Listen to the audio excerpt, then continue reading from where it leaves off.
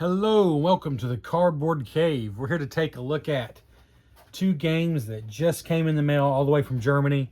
I just took the shrink wrap off just because it created such a glare, but I've not even popped the lids open. I actually do have some experience with this game. I owned it once before and sold it when it went out of print, and people were paying kind of dumb money for it. But honestly, I always regretted selling it, so I've got it back. And this is the expansion, which I never owned. Why am I doing this video now? Well, because I want to, but also both the game and the expansion just got reprinted. They are notorious for not being the easiest games to find.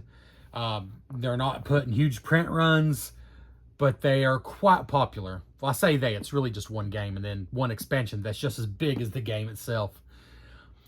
Food Chain Magnate. So, right up top, I won't bury the lead. If you want this game now, it seems to be coming back in stock at places like Game Nerds and other online game stores.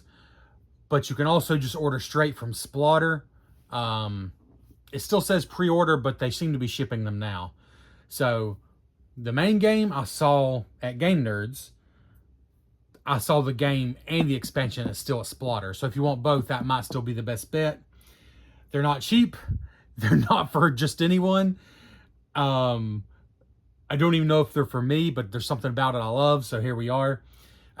These are games, like I said, fairly small print runs. Splotter is just a different kind of company. They're a German board game manufacturer who does things their own way, who makes games that tend to be really well respected, but just will feel very overpriced and maybe almost homemade looking if you don't know about them. But what you're getting is an incredibly well-respected and well-honed, incredibly well-designed game and all the pieces you need to play it. And honestly, because like I said, I had this before, the pieces are actually really high quality and I love how it looks, but I totally understand how some people feel it looks a little bit homemade. But as far as price, after you convert from euro to dollars and then pay shipping from Germany, from the Splotter website, you're coming out to about $80 a piece. At least that's what I paid. About $80 for the main game and about $80 for the expansion, which if anything is actually heavier than the main game. Neither of these are huge boxes. Like they're not hugely thick or anything. Like Pandemic, if you played that game, it's about the size of that box. But they're so heavy because they're jam-packed with content and an insane amount of gameplay. So let's start with Food Chain Magnate here. Move the expansion out of the way for a moment. So it says it's producing high-quality, well-tested original burgers is one of our main jobs here at Gluttony Incorporated. There's no such thing as luck. Skill wins every time. Hold your future in your hand with our burger and soda special, as advertised on radio and in well-known magazines. We at Gluttony Incorporated welcome groups of 2 to 5 diners. Available only in limited quantities, our good old-fashioned meals are served with your choice of strategies and take 2 to 4 hours to digest. So that's a clever way of saying this is a game for serious gamers, plays 2 to 5 players, 2 to 4 hours, which is quite a range, and there is no luck. And that is true. There is no luck in this game except for maybe sitting beside a player who's not paying attention. Like, there's no luck inherent in the game at all. Every decision is available to everyone all the time. That's why it's considered such a heavy game. But the art is obviously like a 1950s diner throwback, and I love that so much. I wouldn't change that for anything. There's a Kickstarter version of this released. That's like an Americanized version with the blessings of Splotter. And a lot of people just did not care for the way it looks, even though it has beautiful miniatures and all that. I'm going to try to get that focus, and you can pause that if you'd like to read it. It's honestly pretty funny. So you can pause that if you'd like to read it. And it looks good stored on the side. Almost like a menu or something there. But the bottom is totally blank. There's nothing. So, this is a strategy game. Deep strategy, 2 to 5 players. I've only played it as a 2-player game with my friend Johnny. We both enjoyed it. I'm sure we would both be absolutely destroyed if we played someone who actually knew what they were doing. But we enjoyed it. And here's the thing. It's not the hardest game to learn. It's not, the rules aren't that dense. The reason this is considered a very heavy strategy game among, serious gamers is because there's just so many choices, and you're welcome to make any choice you want to. And even though that might cost you the game, on the very first turn, you make a choice that could really hurt you for the whole game, and the game is not going to stop you from doing that. That's the difference between this, and like your traditional, like Euro type games.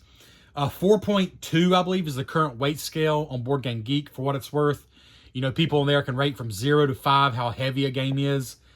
This is like a 4.2, so pretty darn high. For comparison, like Pandemic, Settlers of Catan, or some games a lot of people played. People have rated those around 2.4, in that range. So this is way higher than that. A Feast for Odin, Agricola, and things like that usually fall in like 3.8 to 3.9 range. So this is even heavier than those. Although, I would argue not necessarily more rules heavy, just because so much is left up to you, and you can screw up so much just by not maybe making the best decisions. So the box is high quality, despite just being blank on the bottom. I know that's a little strange. Wow, seeing already, like I said, I own this game, and already I forgot. Paper money. Did it really have paper money? I could have swore. No, I guess I'm crazy. I could have swore it was not paper money. That threw me off as soon as I opened that box. I could have swore that it was like little chips for the money. I think it was. I think they've changed that. Looks like mine exploded a little bit, but like I said, I've not opened this before. You're seeing it exactly when I am. This is exactly what you get as I am seeing it, you're seeing it. I hope the glare is not too terribly bad. So let's just, paper money is paper money. It's higher quality than like Monopoly paper money, but it is paper money. I would just say a little thicker. It's a little thicker than Monopoly money, but it is paper. Like, it's not linen finished or anything. So if you hate paper money, just know that. I don't hate paper money because it just feels nostalgic and it feels fun. Like, it feels more like real money than like poker chips. Although I admit poker chips are way more easy and convenient. And you could certainly replace these with poker chips if you wanted to. It's just common denominations of money. So you got a big old stack of money here.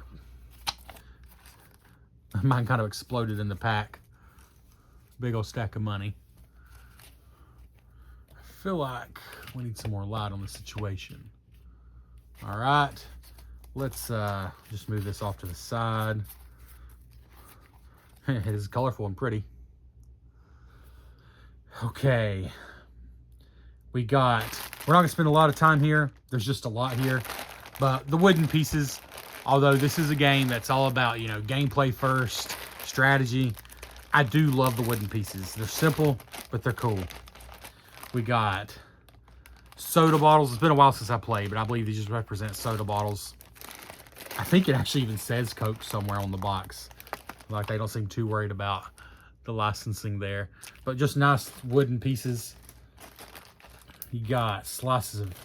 Oh, never mind. That must be beer. I'm guessing that must be beer. Because here's the Coke bottles. Yeah, clearly Coke bottles.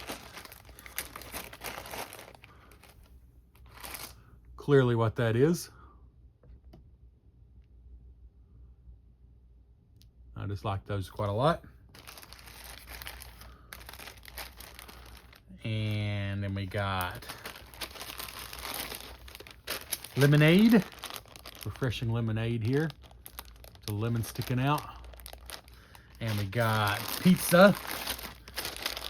Slices of pizza there. And then we got burgers. So though this is very much a German game, in almost the old school sense of the word, a German design board game, it is based on the theme of American fast food chains. Food chain magnate. You play the role of a food chain magnate. You do the hiring. You're not the manager, you're hiring the manager. In fact, there you go, you're the CEO. You're the CEO, you're doing the hiring of all the people. down to the errand boys and waitresses and fry cooks and everything in between, managers and HR. You're the CEO, so you're ultimately in charge of all that. There's so many cards in this game.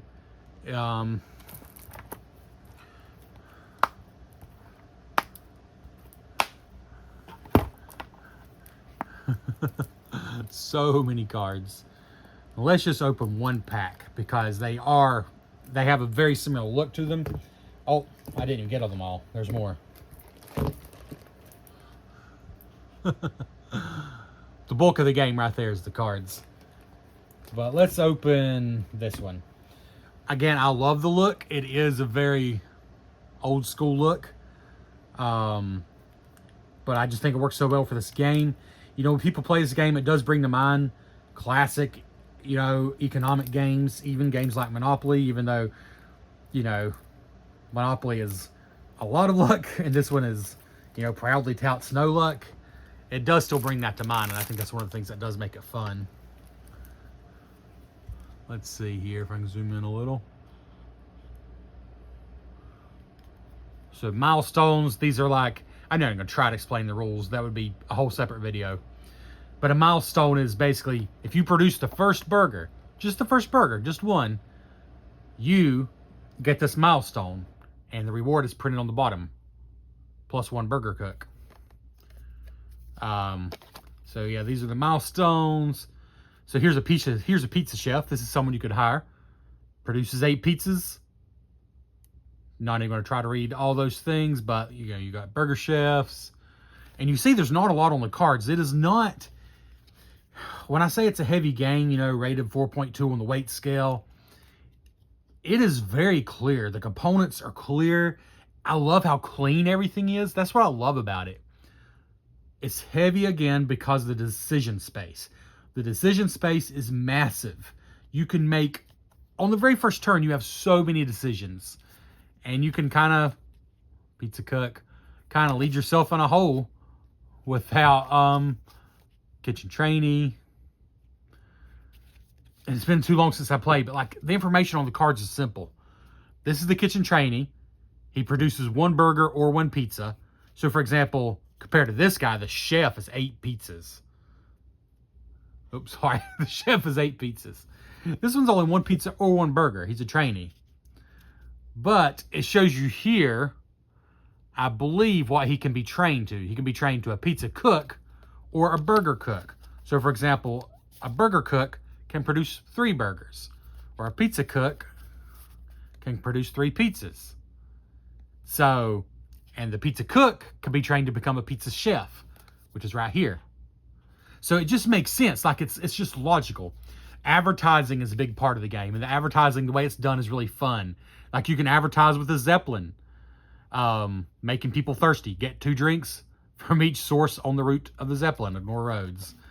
Cart operator is just literally pushing a cart, getting people to get drinks. Truck driver, get 3 drinks from each source on the route. You know, you just got delivering drinks. You got different ways to advertise and deliver. Errand boy, get a drink of any type.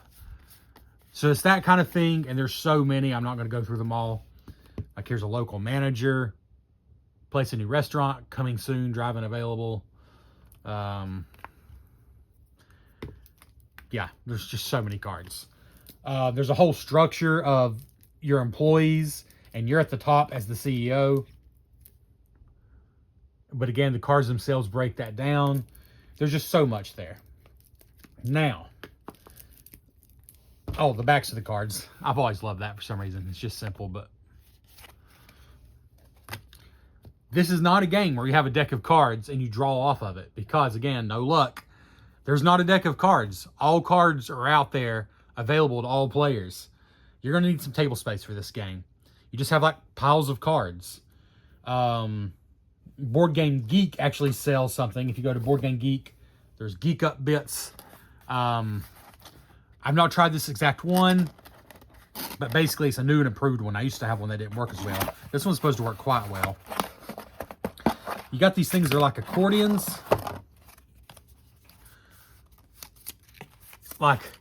And so you actually put it in the game box.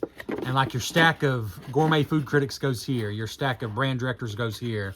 Pizza chefs go here. And these plastic saw things actually hold it in your box. Now you got to take it back out for next time because there's no extra room in the box. I promise you, you cannot store it like that. But it's just a fairly inexpensive way. And like I said, these are supposed to hold it in there. Oh, and while I'm advertising this, just because it's something you might want to consider, it also has this to save you a lot of room. These dry erase boards, basically instead of having stacks of cards in front of you, you can have these dry erase boards. And it has all the same information, but takes way less room. For example, these are the milestones. First pizza marketed. And tells you everything it does, and you don't have to have that big card in front of you. And it is double-sided, so it also works with the expansion. So that's Food Chain Magnate, Geek Up Bits on BoardGameGeek.com, the Board Game Geek store. I don't remember exactly how much this cost, but it was not a whole lot. I mean, certainly not a lot compared to the game itself. Totally unnecessary, but if you have limited table space, maybe not a bad idea, because it basically has the cards out where everyone can see them without needing just row of cards, row of cards, row of cards. It does save a lot of table space. That's the main point. If you got a huge table and you're not worried about it, then don't worry about it. But it's just an option. It's something I got. You can do it or not. All right, back to the box. Got extra bags. And these menus are just awesome. That one got significantly bent up. That's not awesome for a premium price game like this. But why are there so many? Oh, goodness. They give me German. Of course, it can be a German one. If it's like a different language that got bent up, it wouldn't have mattered. Oh, there's a drink. To get all these out of here. My goodness, how many languages is it? It might just be 2, because it does play up to 5 players. So we got player menu, player menu, player menu, and then these player menu, spiller, spiller, spiller.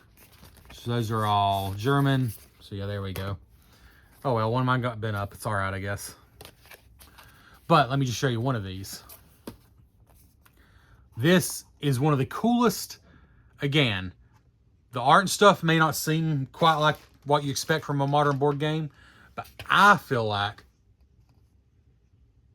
it's actually one of the niftiest designed games out there. Because look at this reference sheet. How cool is it? It looks like a diner menu. It's got all the phases of the game: restructuring, order of business, working 9 to 5, which is your main actions, dinner time, payday, marketing, and cleanup. The 7 phases of the game are all lined up right there. And inside, the whole hiring structure. From waitress and all the different, like here's the management, you can go from, let's see if I can zoom back in here. Management trainee, junior vice president, senior vice president, and then executive vice president. Or maybe if we look here at kitchen trainee, I care more about this, frankly. I care more about these people than I do the people in charge. The kitchen trainee can then choose between these two, which can then become one of these two. And again, the cards themselves also show you that, like I was showing you earlier. Here, see, the kitchen trainee can become a pizza cook or a burger cook. But if you look here, you can just pop out your little menu like, what will I have for dinner? It's like, oh yeah, the kitchen trainee can become a burger cook or a pizza cook. I think that's awesome. So right here, like your whole hiring structure of all the possible employees is broken down here. A breakdown of how the game plays on the front, and the back is all your milestones. I mean, how awesome is this? This is such a wonderful player aid. There's also a breakdown of how marketing works here, because that's something that I do remember. Like, that's probably the most complicated thing. As far as just strictly learning the rules, that's probably the most complicated thing in the whole game. And it's not that hard. The rules, I remember the rules not being that bad. I mean, it's a heavy game. But I remember being surprised that the rules weren't why it's heavy, which I appreciate. Speaking of, though, here's the rule book. Let's just take a quick flip through it. This won't be a quick video, because I'm also going to be showing you the expansion in a moment. Now, this has multiple languages, I can tell. Yeah, it's got German in there as well. So, it might look a little intimidating, but... So, we got a breakdown of all the components here.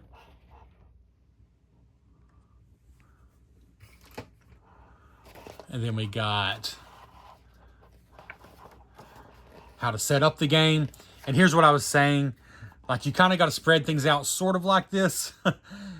So it can take up quite a bit of space just because of the cards. The board really doesn't take up that much space, and we'll get to that in a moment. It's really just the cards that you have to choose from. So if you get that pack I was showing you from Board Game Geek with those dry erase boards and with the accordion thing, it'll save up some space. The dry erase boards, honestly, I think are the main thing. I think that's more important than the accordion things. So here's the actual game. So you got 2 pages there. 3, 4. 5, 6. Admittedly, not a lot of pictures. This is actually breaking down all the milestones. 7, 8, which are also printed right there on it, but just gives you more detail. Really 8 pages, because that's a strategy guide and a way to make the game easier for your first game. And it says right here, it's a highly unforgiving game. If you make a mistake, it can be very hard or even impossible to get back on track. In order to get to know the game, we strongly advise during your first game to alter the following rules. And they give you some choices, basically to make for a smoother first game. So really it's, granted, not huge text, not a lot of pictures, but it's like 7 to 8 pages of rules.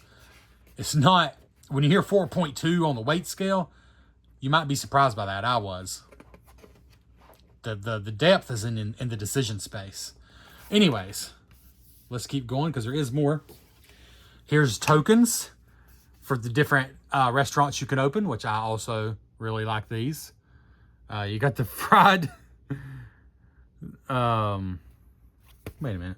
Oh, there we go. Fried geese and donkey. Fried geese and donkey coming soon. Gluttony Inc., Golden Duck Diner, Django Blues, Santa Maria Pizza.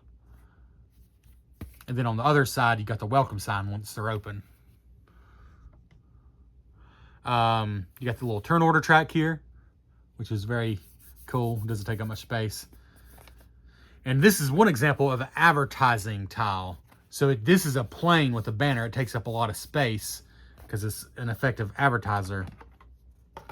Now, here's the part that might be a little shocking to you. You know, as a modern gamer, here's the board. This is what the board's made up out of. Yes, it kind of looks like graph paper. Yes, it kind of looks like a high school or college project. But I don't know. I don't want every game to look this way. I certainly do not. But I kind of love it. And it could not be any more clear. Coke, beer. I mean, and it's been so long since I played. I don't remember. I think this is the family size, maybe like their appetite. But tin house. I mean, you can tell this is the road. Here's space things can be built on. Could not be any easier. Let's see. Some more houses, and those are ones with like a garden gate and mailboxes that do different things. And it's just different varieties of that kind of thing really in here. Like, let's see. Some more options there. But just a lot of different configurations for the same kinds of things. And they do fall out easy. In fact, they're falling out on their own. Yeah. And that's it. So still, even though there's a lot of other stuff, really the cards are absolutely the heart of this game. Man, those are falling out easy. And you probably saw that because there's just so many cards. And for the weight of game it is, there's not that many other pieces considering. I mean, the cards are definitely the bulk of it. Let's get all this back in here for now. The cards are definitely the bulk of it.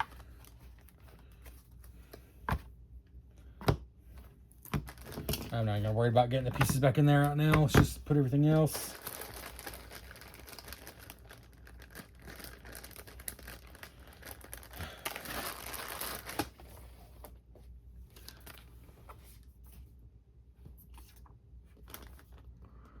All right.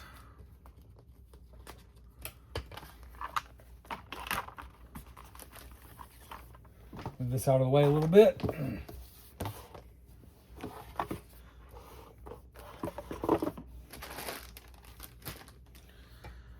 And somewhat quickly move on to the expansion. We'll try not to take forever with this.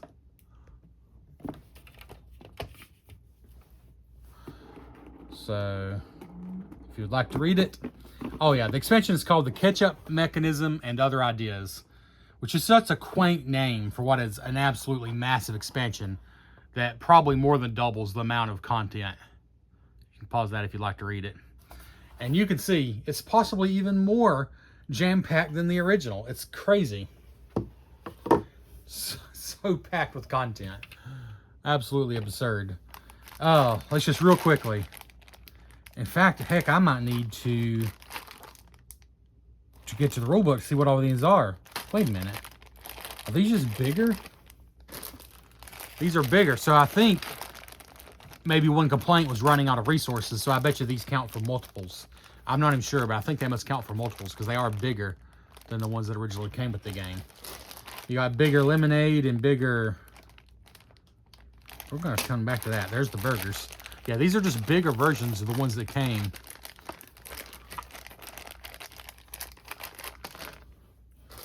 Let me show you.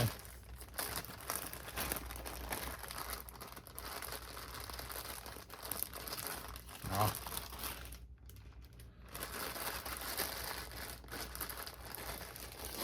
After I just put all those up, or else I shouldn't have. So here is the new burger and the original burger. So just a lot bigger, basically.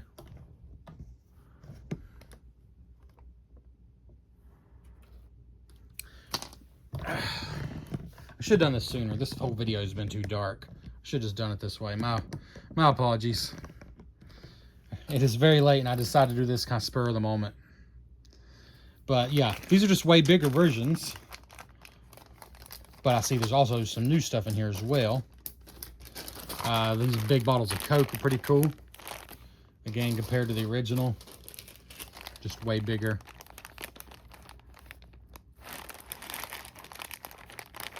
Let's see. Way bigger. Bottles of beer. Big slices of pizza. And I think everything else is new.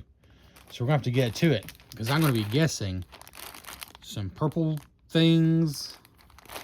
Some brown things. Are these scoops of ice cream?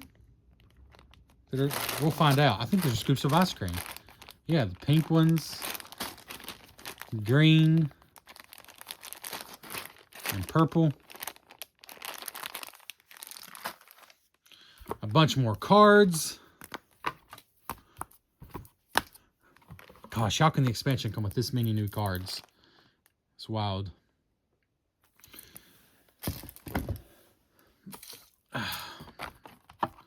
All new menus because they have to take into account the new rules. So we won't look at it closely, but I assume there's some changes there because it takes, like I said, the ketchup mechanism into account. So there's German ones. And it looks like, wait, how many does that include? 2, 3, 4, 5, 6. Wait just a minute. There's an all new player menu. 1, 2, 3, 4, 5 all new play, 6 all new player menu. I don't know. I'm confused. There's 7 menus here altogether. We'll just keep going. There's also new tiles. It's like a huge apartment complex or something. Ooh, a freeway, that's new. Ooh, a coffee restaurant. That's a new symbol, not sure what that is.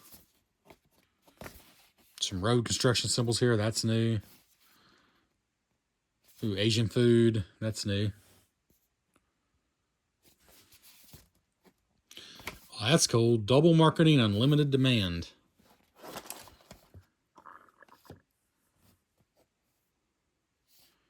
A new turn order track. Just looks like some wildlife and things here. That's definitely new. A plane with a double banner. Let's take a quick glance at here and see if we can figure out what some of this stuff is. So there's 2 rule books this time. Is this the German? Yeah, we got one that's just German and one that's just English, I suppose.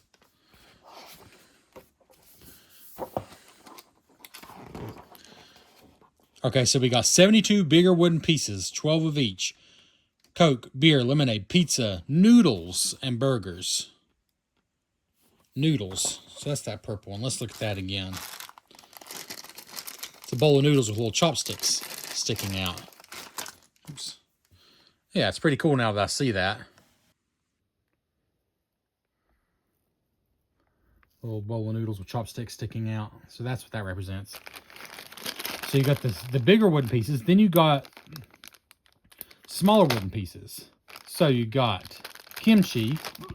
Okay, this is kimchi. You got, oh, coffee, duh. Mugs of coffee. Yeah, okay, I get it now. It's a coffee mug. You got the noodles, I already showed you, except this is the smaller ones.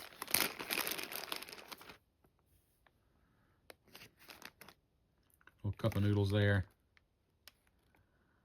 I'm not sure if I would have quite figured that out, but it kind of makes sense now. I know that's what it is. And then kimchi. No, never mind. Sorry, sushi. I already read. So I thought it was different ice cream flavors, but it makes sense. This is kimchi. It's kind of a glob of stuff. Then you got the mug and the cup of noodles. And then you got the sushi, which kind of looks like nigiri. Like, you know, just a nigiri sushi or sashimi or something. Salmon, in other words, like a roll of salmon. So you definitely add some Asian cuisine in here with the burgers and pizza. That's cool. And then you got 138 employee cards, including things like a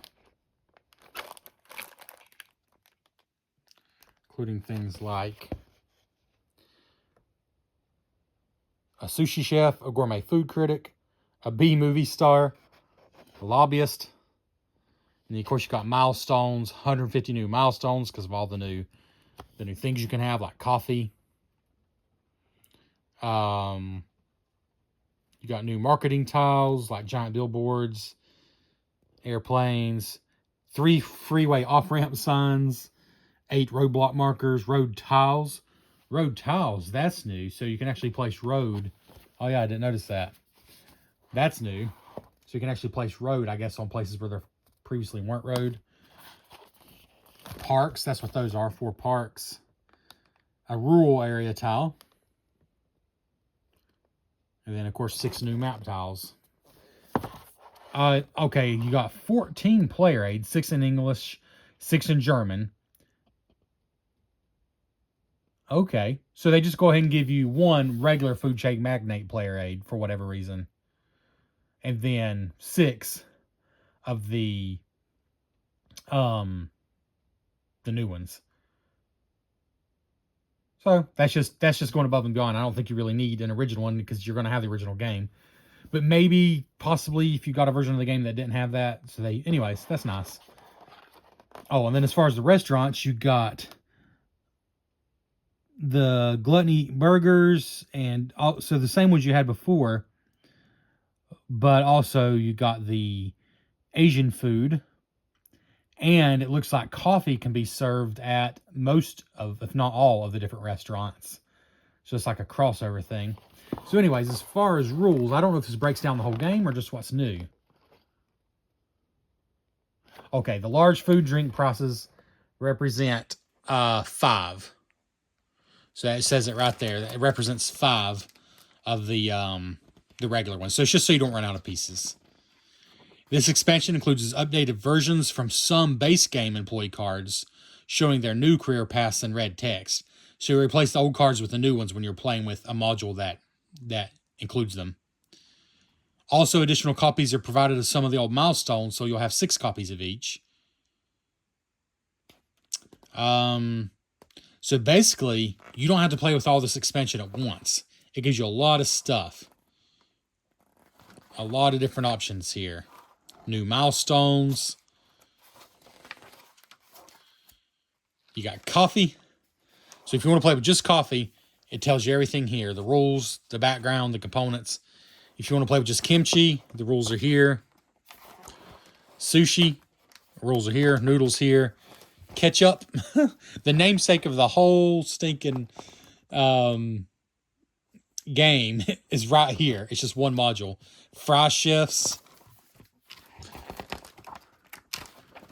Night shift managers, mass marketers, rural marketers, gourmet food critics, movie stars, reserve prices, hard choices, and 6 players. Whew. By the way, the game is recommended by most people for 2 to 4 players. Most say it shines brightest with 4, but it's fantastic with 3. And most people still recommend it with 2, but I think 3 or 4 is considered the sweet spot. The regular game does play up to 5. And this makes it play even up to 6, but just know you're going to be in for a long game. That's it.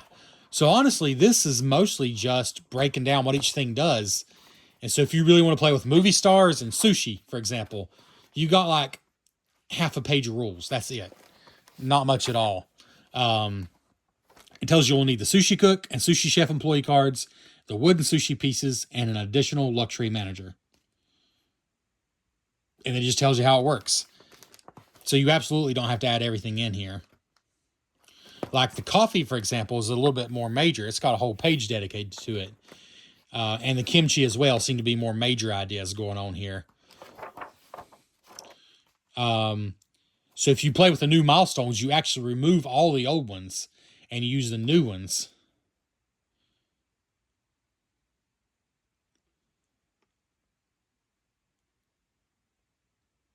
Interesting. So yeah, that adds so much variety to the game. Frankly, this is just, for somebody like me who'll probably never play the game enough to need this variety, this is probably silly, but it's just got so much here that I thought was cool. So anyways, that's enough though. Shoo lordy. That's just a lot. I've never seen a quote-unquote expansion include this much stuff. And it is an expansion because you absolutely have to have the base game to play it. But my goodness. So much stuff for what they consider an expansion. But it costs basically the same as the regular game, so it should have a lot of stuff. Okay, sorry, I know this was a long one, and I know it was all over the place, but I hope maybe you can at least see, maybe you've heard about this game. You got to see kind of what's inside it. All I can tell you is I played the game as a 2-player game with my friend. We're both pretty much idiots when it comes to this kind of thing, but we both enjoyed ourselves. But I could tell that it's one of those games that's as deep as you want it to be. And it's the kind of game I would not want to play against someone who's an expert. I flat out would not want to. Like, I would love a chance to play this game more, but I think this is kind of the kind of game that if you're like the nerd in your group, if you're the board game geek in your group, and you decide to buy this game, you're going to need kind of to play it more or less with the same people, I think. Because like if you become a master at this game, it's just the kind of game I don't think people are going to enjoy playing it with you if they don't also have roughly the same experience. I'm not saying you have to play it exactly with the same people every time. But like if you got a couple of friends and y'all get together and play this game, a couple dozen times over the period of a year or something, which that sounds awesome. I would love to play any game a couple dozen times over the period of a year. But if you do that, and then you try to introduce somebody new who's never played it before, it's the kind of game they might have a bad time because it's a deep game. But that being said, I love the theme, and it is so thematic. Like, you're marketing the food, you're hiring the people to make the food, you're moving places into neighborhoods. You need hungry people to eat your food. You're firing people, you're paying people. It's just so thematic, such a richly thematic game, a very economic game. And it's just the kind of game that I don't have anything else like it. And so I'm glad to have it. And I just hope I do get it played more this time around than I did the first time around when I had it. But if this looks appealing to you, leave a comment below. I'll be glad to answer any questions based on what I know, to maybe help you decide if this is really something for you or not. There's certainly other people who are much more knowledgeable, but I'll let you know everything I know down in the comments. I just have to cut this video off because it's already so long. Thanks for checking out the Cardboard Cave. Please give this video a like. If you stuck this long, you must not hate it. And consider subscribing to the channel. Thanks so much for checking out the Cardboard Cave.